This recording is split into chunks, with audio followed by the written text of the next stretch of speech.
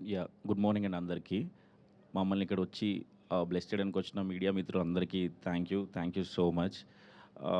ఫస్ట్‌గా any debutante డైరెక్టర్‌కి story okay చేసి, ఒక స్టెప్ ఇవ్వాలి అంటే చాలా ఆలోచిస్తారు ఇవాళున్న ఇండస్ట్రీలో ప్రొడ్యూసర్స్.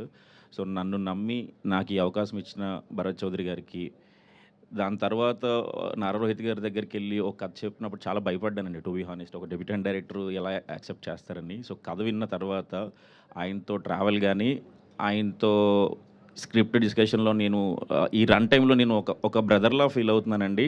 డెఫినెట్‌గా నారా రోహిత్ గారిని కొత్తగా చూపిస్తాను. ఆయన సోలో అందరూ మళ్ళీ రీకలెక్ట్ చేసుకుంటారు. ఇట్స్ మై ప్రామిస్ అండి స్క్రిప్ట్ విషయంలో. అండ్ ఈ డిఓపి వెంకట్ గారికి నేను స్టోరీ చెప్పిన వెంటనే ఫస్ట్ టైం చెప్పాను, నేను ఫోన్‌లోనే చెప్పాను. ఇమీడియట్‌గా యాక్సెప్ట్ చేసిన నయన్ సారిక గారికి. ఇంకా మా నరేష్ గారు అంటే ఇక్కడ అందరికీ ఇష్టమే. ఈ సినిమాలో ఆయన చాలా కొత్తగా కనిపిస్తారు. ఇక ఆయన ఈ సినిమాకి మాకు నెక్స్ట్ లెవెల్ హెల్ప్ అవుతారని చెప్పి హార్ట్‌ఫుల్‌గా వచ్చినందుకు మీకు thank you so much sir. And ఇక్కడికి వచ్చి కెమెరా స్విచ్ ఆన్ చేసిన చదలవాడ శ్రీనివాసరావు గారికి, ఫస్ట్ షాట్ డైరెక్షన్ చేసిన దిల్ రాజు గారికి, అండ్ స్క్రిప్ట్ ఇచ్చిన కొరటాల శివ గారికి thank you so much sir. Thank you మీ బ్లెస్సింగ్స్‌కి. అండ్ క్లాప్ కొరటాల శివ గారికి థ్యాంక్ యూ సార్. అండ్ ఈ సినిమా ఒక మంచి కమర్షియల్ ఫ్యామిలీ ఎంటర్‌టైనర్ అండి. మేము ఫస్ట్ షెడ్యూల్ జూన్ 10th నుంచి వెళ్తున్నాం. హోప్‌ఫుల్లీ చాలా స్పీడ్‌గానే ఈ ఇయర్‌లోనే ఈ సినిమా రిలీజ్‌కి వస్తాం అనుకుంటున్నాం.